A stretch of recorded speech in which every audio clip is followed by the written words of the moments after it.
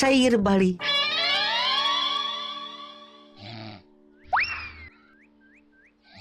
এই তো সুযোগ, একদম পরিষ্কার হাতটা দেখা যাচ্ছে। এবার আমার শিল্পী হাতের কাজটা দেখাই।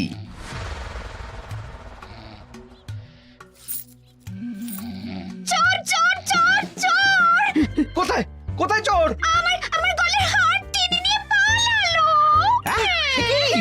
এই তো কদিন আগে গড়িয়ে দিলাম। যাও না, গিয়ে চোরকে ধরো।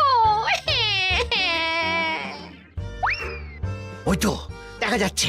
এই বেটা দাঁড়া বলছি, হাতে পেলে না পিঠ গরম করে ছেড়ে দেবো। হাতে এলে তো এই এই এই বেটা দাঁড়া বলছি। এই বেটা দাঁড়া বলছি, দাঁড়া দাঁড়া দাঁড়া বলছি।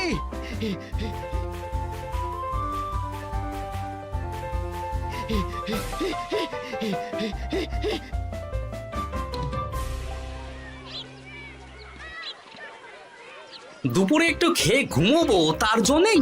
দাদু খেলতে চলো, খেলতে চলো। কি দাদু, প্রস্তুত তো? হ্যাঁ হ্যাঁ, প্রস্তুত প্রস্তুত।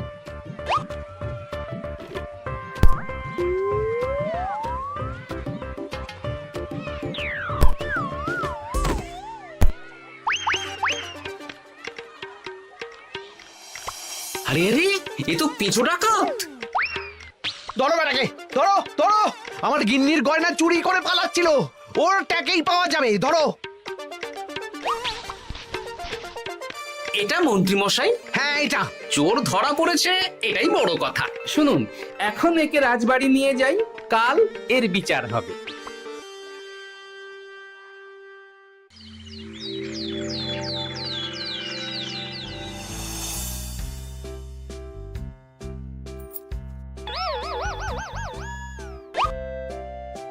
এতদিন গোপাল বুদ্ধি দিয়ে বাজিমাত করত, এবারে তো সাহসিকতার মাধ্যমে ভয়কে জয় করে পেঁচো ডাকাতকে ধরেছে।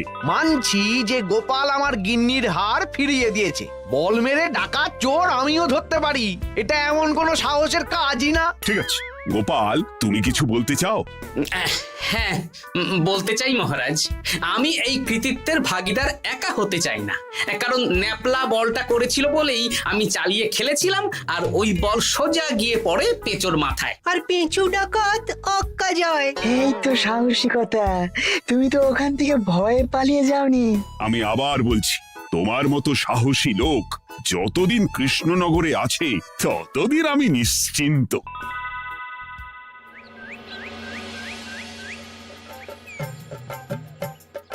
বলি সারাদিন আমি সংসার ঠেলছি আর আরেকজন খাচ্ছে যাচ্ছে ঘুরে বেড়াচ্ছে। গিন্নি, তুমি কি আমার কথা বলছো? আমি আর কার কথা বলতে পারি শুনি?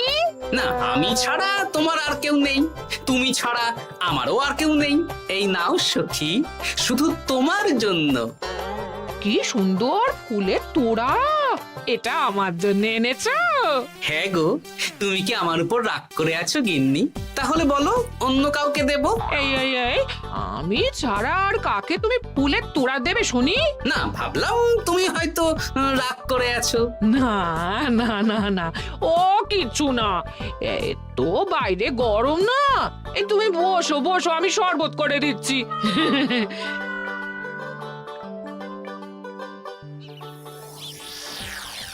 পুরো পরিকল্পনাটাই গোপাল চৌপাট করে দিল। এবার তাহলে কি করবি? ভাবতে হবে ভাবতে হবে। পেঁচো ধরা পড়েছে বলে তো আর আমরা হাত পা গুটিয়ে বসে থাকতে পারি না। না, ঠিক বলেছিস, অন্য কিছু একটা করতে হবে। গোপাল গোপাল গোপাল, এই গোপাল আমার কপালটা পুড়িয়ে দিল। সবার সামনে মহারাজ গোপালকে পুরস্কার দিচ্ছে। উফ, তোমার মনে এখনো অস্বস্তিটা কিসের?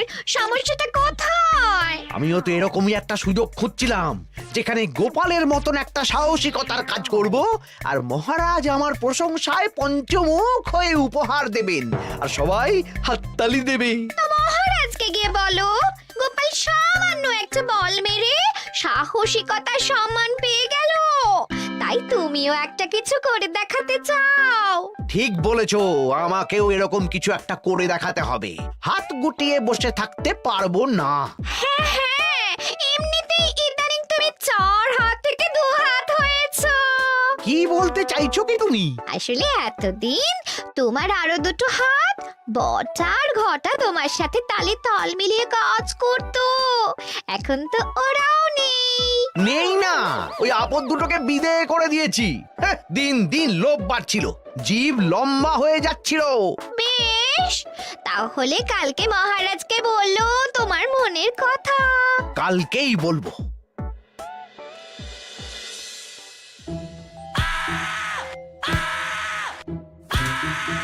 বল, তোকে কে পাঠিয়েছে বল? তোর এত বড় সাহস, তুই মন্ত্রী মশাইয়ের বাড়িতে দিনে দুপুরে চুরি করিস? বল। বলছি আমাকে ঘটাদা পাঠিয়েছিল। মন্ত্রী মশাইয়ের দল থেকে বেরিয়ে বটাদা আর ঘটাদা একটা নতুন দল খুলেছে, আমি ওই দলে যোগদান করেছি। আচ্ছা, এই ব্যাপার। বেটাদের একবার হাতে পাই।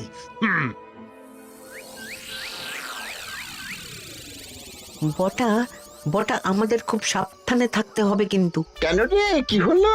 কানাঘুষো আর ওই গোপন সূত্রে খবর পেলাম, মার খেয়ে পেঁচো আমাদের নাম বলে দিয়েছে। বলিস কি? হ্যাঁ রে, কি আর বলবো বল, কাউকেই আর ভরসা করা যাবে না। বেটা ধরাও পড়ে গেল, আবার মার খেয়ে আমাদের নামও বলে দিল। এবার তো মনে হচ্ছে ভূতের মতো লুকিয়ে থাকতে হবে। যা বলেছিস ভাই, তাছাড়া আর উপায় নেই।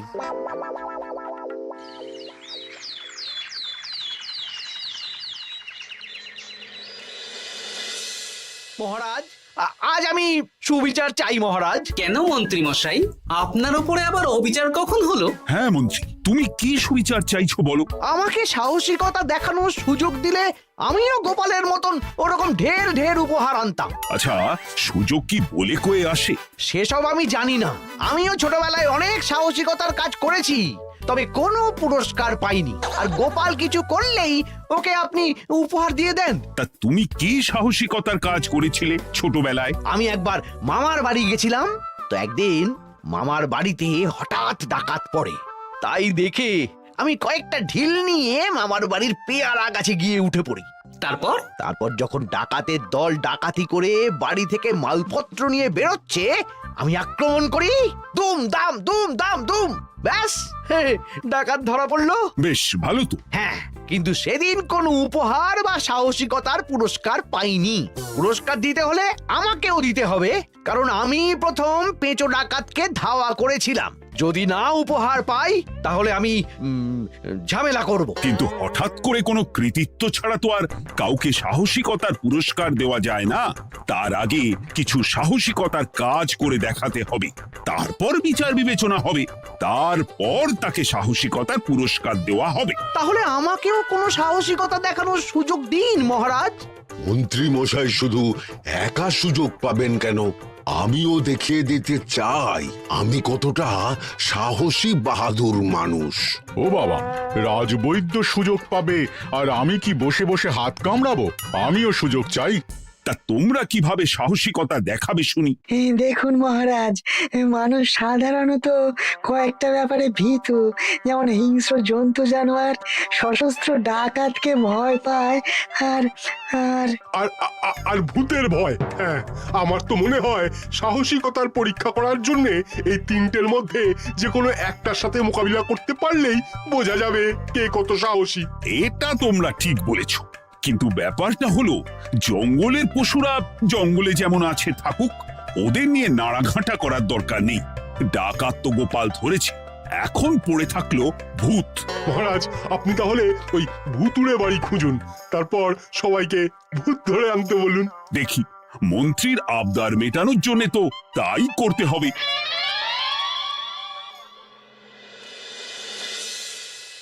আজকে এটা কি রান্না করেছো বলো তো?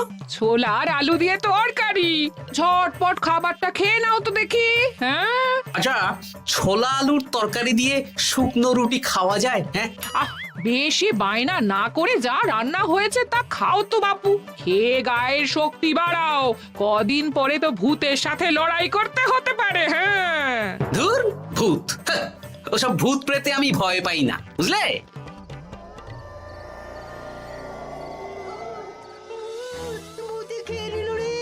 কি ভয়ঙ্কর! মহারাজ বাঁচান, বাঁচান! মহারাজ উপরে পায়চারি করছেন, কোথায় ভূত? আমি মহারাজের সঙ্গে দেখা করতে চাই। আচ্ছা আচ্ছা, উপরে যান।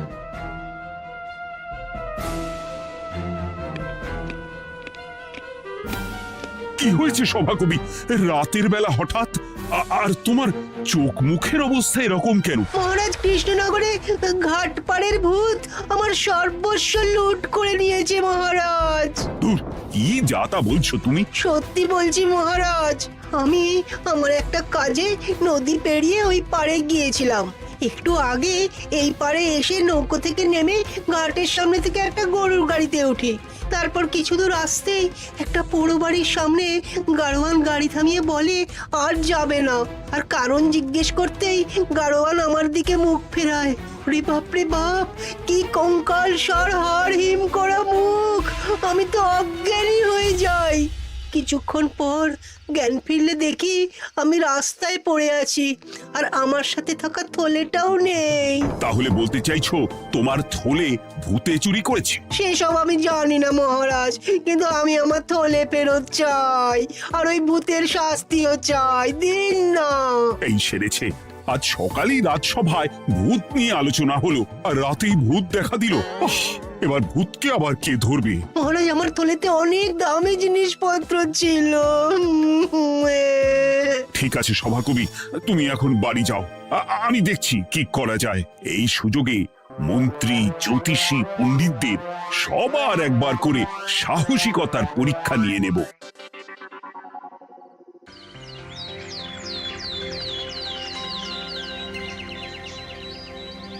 এই তো তোমরা সবাই চলে এসেছো। মহারাজ, আমার মনে হচ্ছে আপনি কোনো কথা বলার জন্য উদ্গ্রীব হয়ে আছেন। গতকাল আমার সব লুট করে নিয়েছে ভূত। কোথায়? কোথায় ভূত? সভাকবি, কোথায় ভূত? মন্ত্রী মশাই, বাড়িতে গিয়ে আয়নার সামনে নিজের মুখটা দেখুন, দেখতে পাবেন। গোপাল, খুব খারাপ হয়ে যাচ্ছে কিন্তু। ওসব খারাপ ভালো পরে হবে। আর মন্ত্রী, বৈদ্য, জ্যোতিষী, তোমরা কালকে বলছিলে না তোমরাও সাহসিকতা দেখানোর সুযোগ চাও? তাই ভূত ধরে দেখাতে পারলেই তোমাদের আমি পুরস্কৃত করব। কিন্তু মহারাজ, ভূত কোথায় পাওয়া যাবে? গতকাল রাতে ঘাট পাড়ি এক গাড়োয়ানের গরুর গাড়িতে চাপতেই তোমরা ভূত দেখতে পাবে। প্রথমে মন্ত্রী, বৈদ্য, জ্যোতিষী, তোমরা চেষ্টা করে দেখো। যদি ভূত ধরতে না পারো তখন গোপাল যাবে, আর যে বা যারা ভূত ধরে আনতে পারবে তাকে বা তাদেরকেই আমি পুরস্কার দেব। আমার কারো সাহায্য লাগবে না মহারাজ, কিন্তু আপনি এত করে যখন বলছেন, না হয় বৈদ্য আর জ্যোতিষীকে নিয়েই যাব। দেখবেন আমরাই ভূত ধরে আনবো। আমরা বীর, আমরা সাহসী। ওসব ভূত ধরা গোপালের কম্য নয়।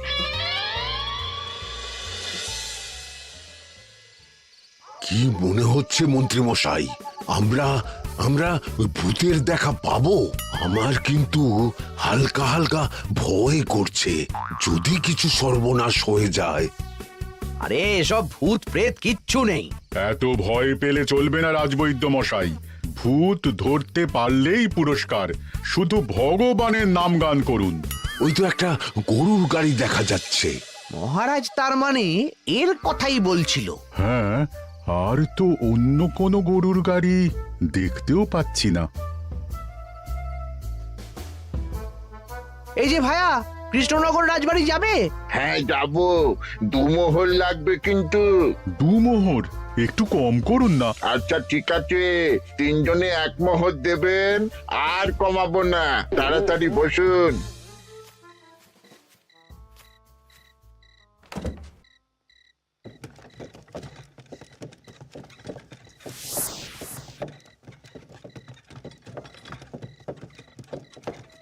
দূর দূর দূর, এতক্ষণ কোনো ভূতই নেই। সভাকবি যে কি দেখে ভয় পেয়েছে কে জানে। অকারণে 1 মোহর লোকসান। সত্যি আমরা অকারণে সাহসিকতার পরীক্ষা দিতে এলাম।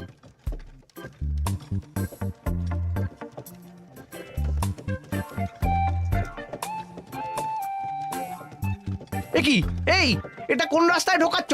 আরে রাজবাড়ি তো এইদিকে না। এটাই তাড়াতাড়ি যাওয়ার রাস্তা।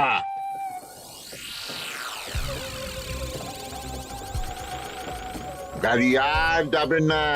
যাবে না মানে? আমরা তো রাজবাড়ি অবধি যাব।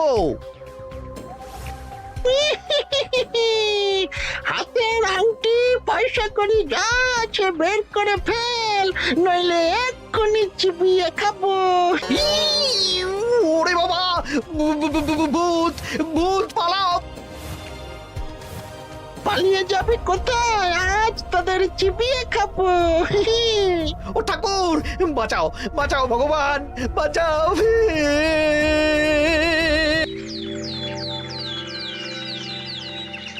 মহারাজ, মহারাজ আমাদের লুট করে নিল, ভূত আমাদের সর্বনাশ করে দিল, বাঁচান! তার মানে তোমরা তিনজন মিলেও ভূত ধরতে পারোনি? ছি ছি ছি ছি ছি। এই তোমাদের সাহস! আমরা কি করে জানবো মহারাজ যে আসল ভূত আছে? গোপাল, ব্যাপারটা কিন্তু খুবই সমস্যার। এরকম পর পর রাতে দুটো ভুতুড়ে ঘটনা হলো। তুমি দেখো না যদি কিছু করতে পারো। আচ্ছা মহারাজ, দেখছি।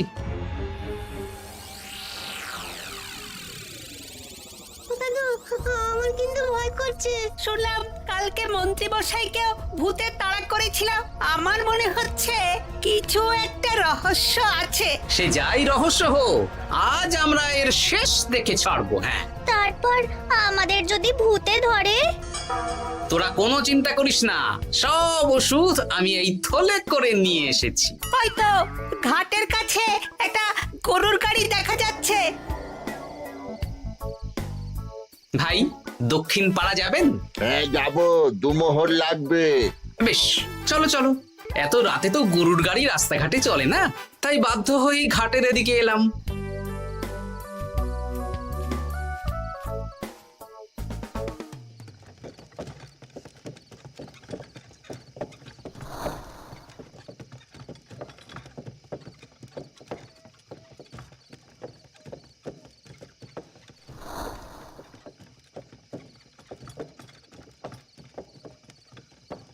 আচ্ছা, অন্য গলিতে নিয়ে আমাদের ভয় দেখানোর মতলব? হ্যাঁ, ঠিক আছে, এগুলো চুপি চুপি চাপিয়ে নে, আমিও পড়ছি।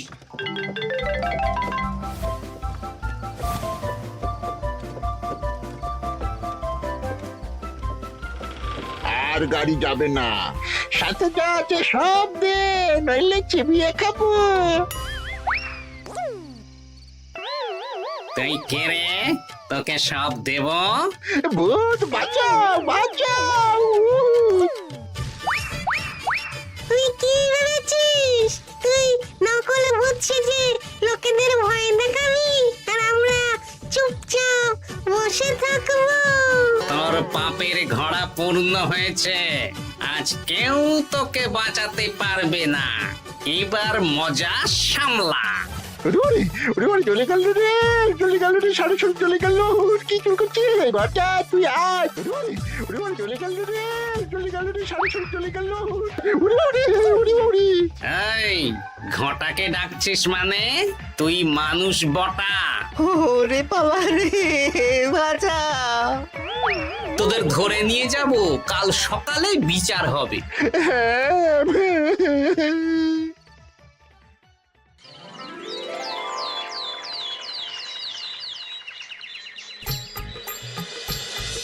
সাবাস গোপাল, তুমি তো কামাল করে দিয়েছো।